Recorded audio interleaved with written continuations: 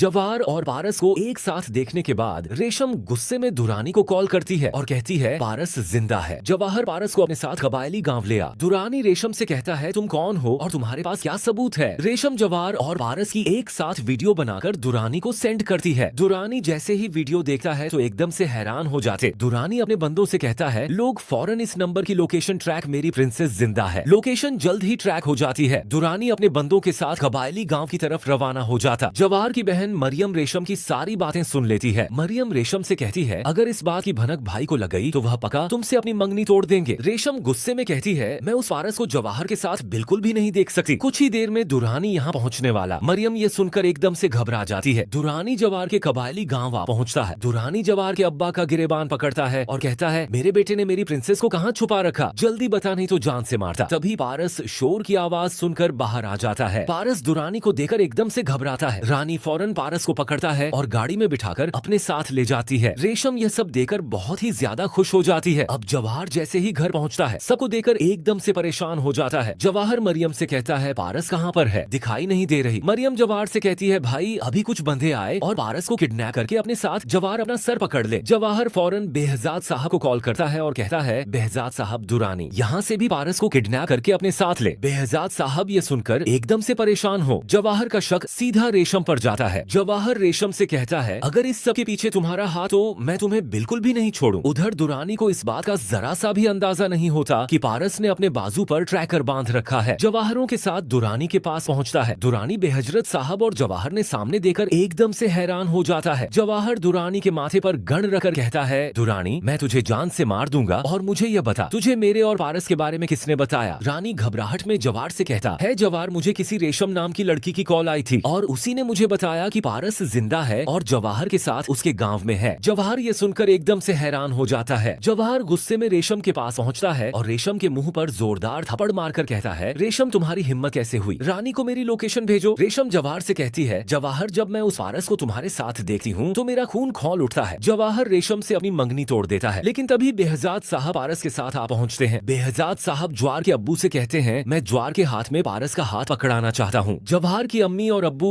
ज्वार और पारस के रिश्ते के लिए तैयार हो जाते हैं। बेहजाद साहब अपनी बहन शाहीन के पास पहुंचते हैं और कहते हैं शाहीन मैं चाहता कि पारस और आफताब का कल ही निकाह कर दिया जाए। शाहीन तैयार हो जाती है। शादी वाले दिन बेहजाद नदीम और आफताब को बेनकाब करते हुए कहते हैं कि दोनों बाप बेटे ने पारस को किडनैप करवाया। बेआजाद साहब